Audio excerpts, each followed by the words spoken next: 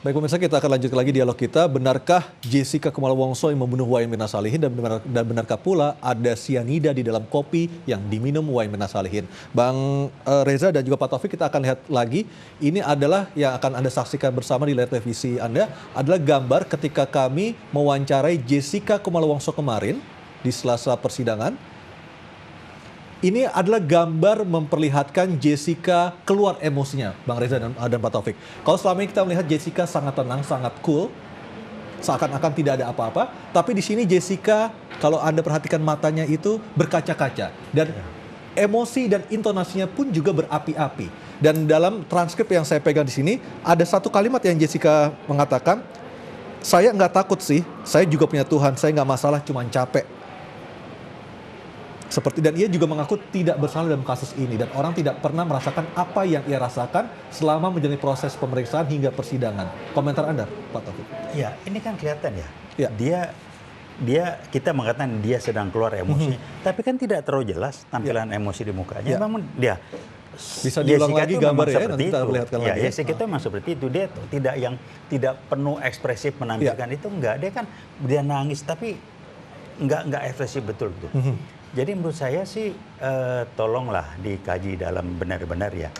Karena ini kan bukan di depan publik ditanya ya, artinya diwawancara nih segala macam. Kemudian kenapa tidak dipertimbangkan juga bahwa dari lie detector itu tidak mendukung gitu ya. Kemudian katanya dari wawancara ahli jiwa apa juga tidak mendukung segala macam. Kok itu diabaikan? Tetapi saya memahami kalau kita sudah punya keyakinan bahwa dia bersalah, hal-hal data segala macam masukan yang tidak relevan untuk mendukung apa yang diyakini itu akan dikesampingkan atau dibuang. Ini saya baca lagi ada salah satu transkrip dalam dialog eksklusif kami dengan Jessica Kumala Wongso kemarin. Ia mengatakan di salah satu transkrip di bagian ini, di persidangan ada salah satu majelis hakim membawa soal kasus lain yang memberitahukan kepada semua orang kalau tidak ada yang melihat tapi dia menjatuhkan hukuman seumur hidup kepada terdakwa tersebut. Soal itu bikin saya sedih dan takut. Artinya seorang Jessica juga punya perasaan sedih dan perasaan takut, Bang Reza. Kalau saya tidak melihat kalimat itu yang perlu dibedah betul bukan pada kalimat Jessica, tapi pada kalimat hakim. Saya tidak menganggap bahwa hakim profesional kemudian harus menjadikan kasus-kasus lain sebagai sebuah rujukan ketika dia menangani kasus yang sedang dia tangani. Dengan kata lain, dia harus hadir ke ruang persidangan dengan kepala yang bersih, dengan kepala yang nol, prasangka nol, tidak membawa referensi dari kasus-kasus lain. Dan juga harus berdasarkan barang bukti dan alat bukti dan saksi fakta. Tepat. Ya, tepat. Itu tidak terelakkan sama sekali. Juga menjadi catatan saya, sempat tadi saya berbicara dengan Pak Taufik. Kegaduhan-kegaduhan di dalam ruang persidangan semestinya sudah disikapi secara tegas sejak persidangan yang dulu-dulu. Ini sudah persidangan yang ke-11 atau 12 dan reaksi audiens tetap sama. Ada berbagai macam kegaduhan yang tidak semestinya terjadi di ruang persidangan. Tetapi dengan segala hormat, saya masih belum melihat ada ketegasan dalam takaran yang memadai yang ditunjukkan oleh para anggota majelis hakim terhadap audiens yang membuat gaduh. Baik. Harap diingat, ini pertaruhannya adalah kepercayaan publik terhadap otoritas hakim kita. Seberapa jauh hakim kita mampu menunjukkan kewibawaan, mengendalikan ruang persidangan tetap penuh dengan independensi. Baik, Pak Taufik, kita akan lihat lagi di layar. Ini adalah saat-saat ketika Jessica dan pengacaranya Otto Hasibuan melihat tayangan CCTV di pengadilan. Tadi yang kita bahas, Jessica ternyata juga mempunyai emosi. Dia gesturnya, kalau saya tidak salah membaca, adalah agak meminta perlindungan, agak manja. Benarkah seperti itu, Pak Taufik? Persis, betul. Jadi dia bukan orang yang berani memutuskan melakukan sesuatu segala macam. Ya ada gerak manja sekali dan itu konsisten loh ya, bukan dibikin-bikin. Berposisi. Dari mana Anda bisa mengatakan itu konsisten, Pak Taufik? Coba Anda lihat cara dia ngomong itu kan rapat tubuhnya segala macam. Kemudian dia ngomong gini jelas. Itu kelihatan betul. Jadi ya saya nggak bilang dia immature atau belum dewasa secara psikologi, tapi dia memang orang yang membutuhkan sesuatu juga kedekatan ini, sehingga saya cenderung mengatakan orang seperti ini mestinya, saya mengatakan mestinya tidak berani melakukan sesuatu yang membutuhkan keputusan besar, keberanian ini. Dia bukan kelasnya itu menurut saya. Tapi who knows gitu kan. Yang namanya manusia katanya unik segala macam. Jadi saya mengatakan kita tidak bisa berbicara manusia 1 tambah 1 sama dengan 2. Manusia nggak bisa begitulah. Tetapi kita bisa mengatakan kok kecenderungannya ada indikasi seperti ini gitu. Tapi jangan terus diarahkan, wah kalau gitu saya yakin tuh kan, nggak, saya bilang nggak benar. Ya.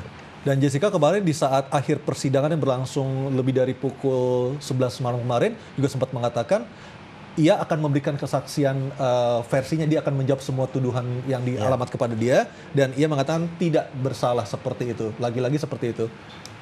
Dan baik, kita akan lihat lagi gambar lainnya dari Jessica di mana ia tersenyum saat mendengarkan keterangan saksi ahli yang dihadirkan oleh jaksa penuntut umum kemarin.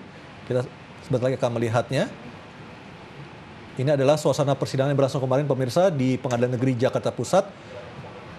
Jaksa penuntut umum menghadirkan sejumlah saksi ahli, di antara adalah saksi ahli digital yang membahas rekaman CCTV dari Cafe Olivier di Grand Indonesia untuk mengetahui secara pasti duduk persoalan ataupun apa yang sesungguhnya terjadi pada peristiwa yang berlangsung pada tanggal 6 Januari 2016 tersebut.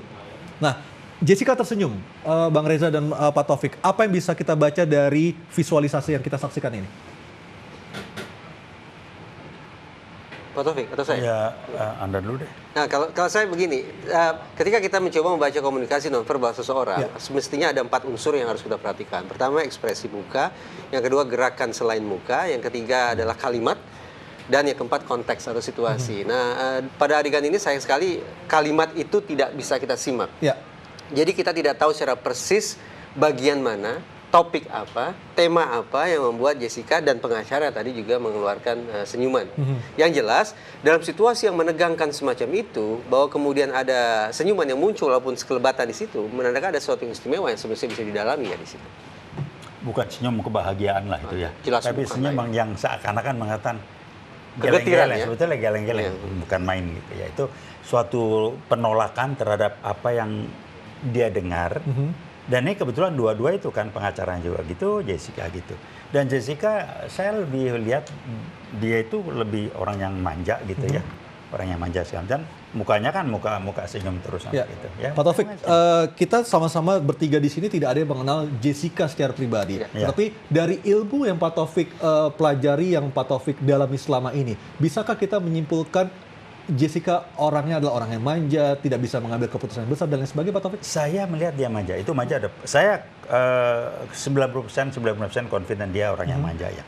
Nah, mestinya, ini analisis, mestinya orang yang manja seperti itu, dia tidak berada dalam posisi secara mental yang berani mengambil sesuatu putusan yang segala. Karena orang manja itu kan praktis ada faktor ketergantungannya cukup besar. Nah, memutuskan terus berani sendiri. Dia terlepas gitu. Padahal dia coba Anda lihat geraknya. Ini ketergantungannya secara mental itu besar. Nah, untuk mengambil keputusan, katakanlah dia membunuh seseorang, itu membutuhkan keberanian, independensi yang begitu kuat dan keyakinan untuk melakukan itu. Baik, nanti saya nggak tahu. Baik, kita akan menunggu hasil seperti apa ujung dari vonis yang akan dijatuhkan oleh majelis hakim di Pengadilan Negeri Jakarta Pusat. Kita sama-sama akan melihat seperti apa ujung dari kasus ini. Pak Taufik Baudin, terima kasih. Bang Reza Indragiri, terima kasih atas waktunya. Selamat sore. Terima kasih. Dan pemirsa, tetaplah bersama kami di Anyus Petang. Anyus Petang masih akan kembali dengan sejumlah berita yang terjadi sepanjang hari ini.